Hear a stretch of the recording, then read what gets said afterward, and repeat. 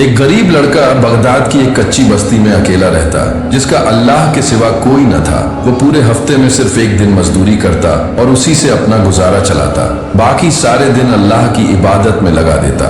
दिन को कुरान की तिलावत करता और रात में तहज्जुद के सजदे करके खुदा से रो रो कर दुआएं मांगता और बगदाद के बाकी मजदूरों से मजदूरी भी कम लेता। फिर एक दिन वो हफ्ते की सुबह बगदाद के चौराहे पर काम मिलने के इंतजार में जाकर बैठ गया। घंटों तक बैठा रहा। फिर एक शख्स नौजवान के पास आया और कहने लगा, मुझे अपने घर का काम करवाना है। नौजवान ने कहा, काम तो मैं आपका जरूर करूंगा, मगर मेरी कुछ शर्तें आपको माननी पड़ेंगी। उस शख्स ने पूछा, बताओ तुम्हारी क्या शर्तें हैं? नौजवान ने कहा, मैं पूरी ईमानदारी से काम करूंगा और बाकी मजदूरों से मजदूरी भी 1 दीनार कम लूंगा, लेकिन जब अजान मिलेगी तो नमाज पढ़ने तक मैं आपका मजदूर नहीं रहूंगा। और मेरी दूसरी शर्त, मेरी जाती जिंदगी के बारे में मुझसे कोई सवाल नहीं किया जाएगा। वो शख्स हैरान हुआ, बड़ा अजीब नौजवान है। उस शख्स ने कहा, चलो सही है, मुझे तुम्हारी शर्तें मंजूर हैं, तुम चलो मेरे साथ। फिर वो उस शख्स के साथ उसके घर जाकर काम करने लगा। दूसरे मजदूर जो काम पूरे दिन में कर पाते थे, उस नौजवान ने वो काम कुछ ही घंटों में कर लिया था। जब ज़हर की आज़ान मिली तो वो काम छोड़कर नमाज पढ़ने के लिए जैसे ही जाने लगा तो उस शख्स के बेटे ने पीछे से आवाज दी और कहा, तुम काम छोड़कर कहाँ जा रहे हो? क्या तुम फ्री में काम कर रहे हो? मजदूरी नहीं लोगे क्या?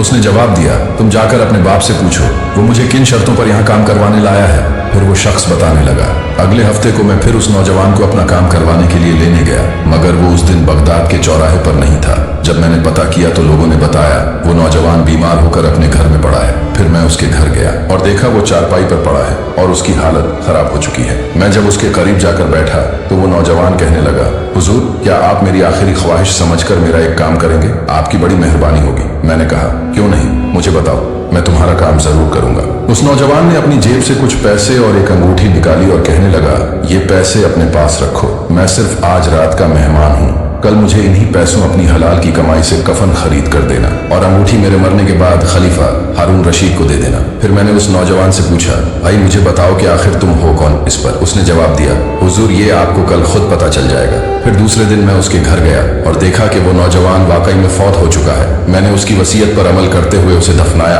और हारून रशीद के पास जाकर वो अंगूठी उसे दी तो हारून रशीद ने पूछा, इस अंगूठी वाला खुद कहाँ है?